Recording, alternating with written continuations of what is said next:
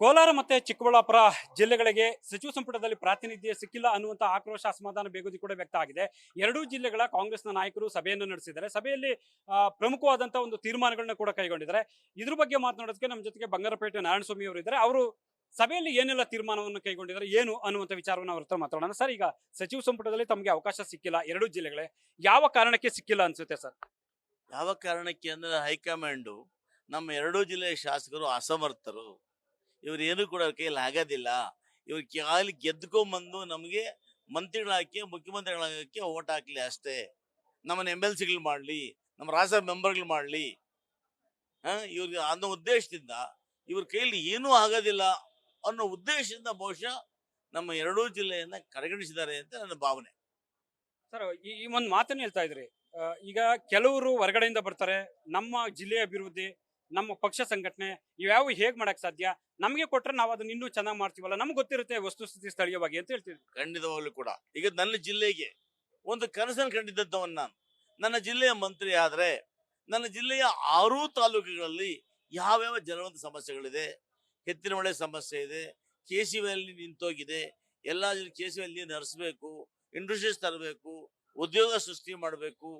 ಏನು ಬೆಂಗಳೂರಿಗೆ ಕೂಗಳತೆ ದೂರ ನಾವು ಬೆಂಗಳೂರನ್ನ ಕೋಲಾರಕ್ಕೆ ಆಕರ್ಷಣೆ ಮಾಡಿ ಆ ಮುಖಾಂತರ ವಿಧಿ ಯೋಜನೆ ತಂದು ಅಭಿವೃದ್ಧಿ ಪಡಿಸಬೇಕು. ಸುಮಾರು 25 ವರ್ಷಗಳಿಂದ ಬೇರೆಯವರ ಅವಲಂಬನೆಯಲ್ಲಿ ನಮ್ಮ ಜಿಲ್ಲೆಗೆ ಯಾವುದು ಕೂಡ ಸಿಗಲಿಲ್ಲ ಅನ್ನೋ ಕನಸನ್ನು ಕಟ್ಕೊಂಡಿದ್ದಂಥವನ್ನ ನಾನು.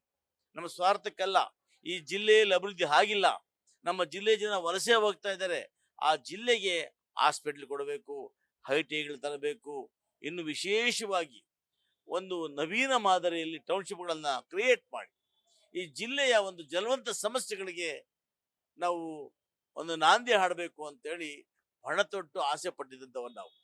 ಯಾವುದೇ ಸ್ವಾರ್ಥಕ್ಕಲ್ಲ, ಯಾವುದೇ ಹಣ ಪಡೆಯೋದಕ್ಕಲ್ಲ. ಹಣಕ್ಕೆ ಆಸೆ ಪಟ್ಟಿದ್ದಿದ್ರೆ ನಮ್ಮನ್ನ ಹಿಂದೆ BJPಯವರು ಆಪರೇಷನ್ ಕಮಲ ಮಾಡುವಾಗ ಅಧಿಕಾರವನ್ನ 3 ವರ್ಷ ಮಂತ್ರಿ ಮಾಡ್ತೀವಿ ಅಂತ ಕರೆದಿದ್ರು. ಅವತ್ತೇ ಹೋಗ್ತಾ ಇದ್ದೀವಿ. ನಾವು ಸ್ವಾಭಿಮಾನಿಗಳು. 35 ವರ್ಷದಿಂದ ಪಕ್ಷವನ್ನು ಕಟ್ಟಿದ್ದೇನೆ.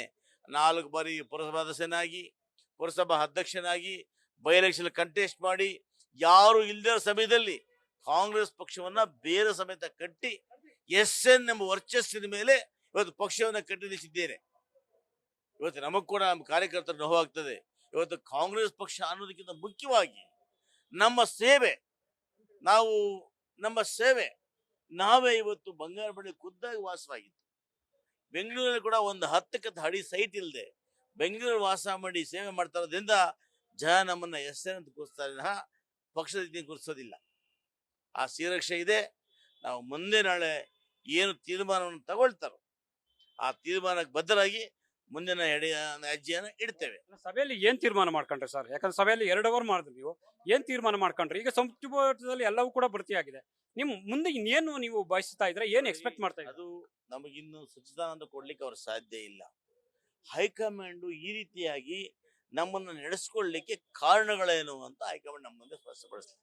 ಇಲ್ಲಪ್ಪ, ನೀವು ಎರಡು ಜಿಲ್ಲೆಯವರು 7 ಜನ ಶಾಸಕರು ಅಸಮರ್ಥರು, you are not fit for minister post, ಇದಕ್ಕೆ ನಿಮಗಿಂತ ಒಳ್ಳೆ ವಿದ್ಯಾವಂತರನ್ನ ಸಮರ್ಥರನ್ನ ನಾವು ಕೊಡ್ತೇವೆ.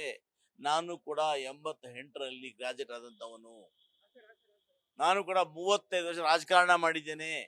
ಸಮಾಜದ ಅನೇಕ ಏಳು ಬೀಳುಗಳನ್ನು ನೋಡಿದ್ದೇನೆ. ಜಿಲ್ಲೆಯಾದಂಥ ಪಕ್ಷ ಕಟ್ಟಿದ್ದೇನೆ. MP ಚುನಾವಣೆಗಳು ಮಾಡಿದ್ದೇನೆ, MLA ಚುನಾವಣೆಗಳು ಮಾಡಿದ್ದೇನೆ. ಇಷ್ಟೆಲ್ಲ ಮಾಡಿದ್ರು ಕೂಡ ನಾವು 7 ಜನ ಇದ್ರು ಕೂಡ ನಮ್ಮನ್ನು ಯಾಕೆ ನೀವು ದೂರ ಇಟ್ರಿ? ನಮ್ಮ ಅಗತ್ಯ ಪಕ್ಷಕ್ಕಿಲ್ವಾ? ಮುನಿಯಪ್ಪ ಅವ್ರದ್ದು ಹೇಳ್ತಾ ಇದ್ರಿ, ಬೇರೆ ಕ್ಷೇತ್ರದಲ್ಲಿ ಇರೋದು ಅವ್ರು ಬಂದು ಅಡ್ಡಿಪಡಿಸ್ತಾರೆ ಅನ್ನುವಂತ ಮಾತನ್ನು ಕೂಡ ಹೇಳ್ತಾ ಇದ್ರಿ. ಅವ್ರು ಎದ್ರೆ ಹಡ್ಡಿ ಡೈರೆಕ್ಟ್ ಆಗಿ ಪಡಿಸಲ್ಲ. ಯಾವತ್ತು ಕೂಡ ಬಹಳ ಚಾಣಕ್ಯ ರಾಜಕಾರಣಿ, ಬುದ್ಧಿವಂತ ರಾಜಕಾರಣಿ ಗುರುಗಳು. ಅವ್ರ ಅಡ್ಡಿ ನೇರವಾಗಿ ಪಡಿಸಲ್ಲ. ಎಲ್ಲಿ ತಿನ್ನಿಡ್ಬೇಕು ತಿನ್ಬಿಟ್ಟು ಸೈಲೆಂಟ್ ಇದ್ಬಿಡ್ತಾರೆ. ಇವತ್ತು ಹಿಂದೆ ಈ ಜಿಲ್ಲೆಯ ಆಡಳಿತವನ್ನ 30 ವರ್ಷ ಅವ್ರು ಹ್ಯಾಂಡ್ ಓವರ್ ಇಟ್ಕೊಂಡಿದ್ರು. ಇವತ್ತು ಕೂಡ ಅವರ ಹಸ್ತಕ್ಷೇಪ ಆ ಜಿಲ್ಲೆಯಲ್ಲಿ ಇದ್ದೇ ಇದೆ.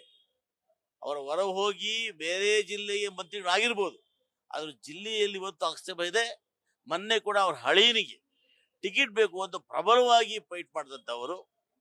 ನಾವು ಕೂಡ ಬರಲಿ ಸಹಾಯ ಮಾಡಿದ್ದು. ಆದರೆ ಆ ಆಸೆ ಮತ್ತೆ ಇದೆ. ಅವ್ರ ಕುಟುಂಬವನ್ನ, ಅವ್ರ ಮಗಳನ್ನ, ಅವ್ರ ಮಗನನ್ನ ಮತ್ತೆ ಕೋಲಾರ ಜಿಲ್ಲೆಯಲ್ಲಿ ನಾನು ಒಬ್ಬ ನಾಯಕನಾಗಿ ಮಾಡಬೇಕು ಅನ್ನೋ ಪ್ರಬಲ ಆಸೆಯಿಂದ ಬೇರೆ ಯಾರು ಬೆಳೀಲಿಕ್ಕೆ ಅವ್ರು ಬಿಡೋದಿಲ್ಲ. ಸಿದ್ದರಾಮಯ್ಯರು ಕೂಡ ಈ ಕೋಲಾರ ಚಿಕ್ಕಬಳ್ಳಾಪುರದಲ್ಲಿ ಅಲ್ಲಿ ಕೋಲಾರದಲ್ಲಿ ಸ್ಪರ್ಧೆ ಮಾಡಬೇಕು ಅಂತ ಬಂದರೆ ಕೋಲಾರ ಜಿಲ್ಲೆಯನ್ನ ವಿಶೇಷವಾಗಿ ಗಮನದಲ್ಲಿ ಇಟ್ಕೊಂಡು ಯಾಕೆ ಸಿದ್ದರಾಮಯ್ಯರು ಕೂಡ ಈ ವಿಚಾರವಾಗಿ ಏನಾದ್ರು ಅವರು ಕೂಡ ನನಗೆ ಕೋಲಾರವನ್ನ ಕೈ ಬಿಟ್ಟಿದ್ದಾರೆ. ನಾವು ಅವರು ಬಹಳ ನಂಬ್ಕೊಂಡಿದ್ವಿ, ಸಿದ್ದರಾಮಣ್ಣನವರನ್ನ ನಾವು ಬಹಳ ನಂಬ್ಕೊಂಡಿದ್ವಿ. ತಂದೆ ಸ್ಥಾನ ಕೊಟ್ಟು ಅವರೇ ದೇವರು, ತಂದೆ, ಗುರು ಅಂತ ನಂಬಿದ್ವಿ. ಅವ್ರ ಬಗ್ಗೆ ಎಲ್ಲೂ ಕೂಡ ಬಿಟ್ಟು ನಿಂತಿದ್ವಿ. ಯಾಕೋ ಒಂದ್ ಕಡೆ ಅವರು ಮೋಸ ಮಾಡಿದ್ರು ಅಂತೇಳಿ ಬಹಳ ನೋವಾಗ್ತಾ ಇದೆ.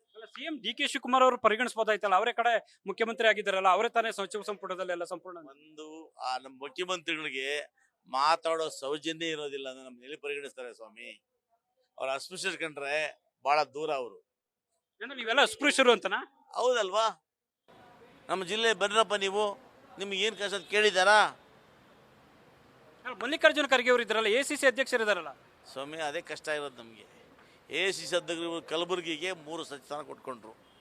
ಯಾಕೆ ಹೇಳಿ? ಅವರವರಲ್ಲಿ ಬೆಳಿಬೇಕು ಅಂತ. ನಮಗೆ ದಿಕ್ಕಿಲ್ದವ್ರು ನಾವು, ನಮ್ಮನ್ನ ಯಾರು ಕೇಳ್ತಾರೆ? ಬರೀ ವೋಟ್ ಬ್ಯಾಂಕ್ ಅಷ್ಟೇ ಕೋಲಾರ. ಅದು ಬಿಟ್ಟರೆ ಯಾವುದೇ ಆಕಾಂಕ್ಷಿಗಳಿಗೆ ನಾವು ಯೋಗ್ಯರಲ್ಲ ಅಂತ ಎಲ್ಲರ ಭಾವನೆ. ಇದಿಷ್ಟು ಕೂಡ ಬಂಗಾರಪೇಟೆ ನಾರಾಯಣಸ್ವಾಮಿ ಅವರ ಸ್ಪಷ್ಟವಾದ ಮಾತುಗಳು. ಕ್ಯಾಮ್ರಾ ಪರ್ಸನ್ ಬೈರೇಶ್ ಜೊತೆ ಹರೀಶ್ ಕಾಕೋಳ್, ನ್ಯೂಸ್ ಫಸ್ಟ್, ಬೆಂಗಳೂರು.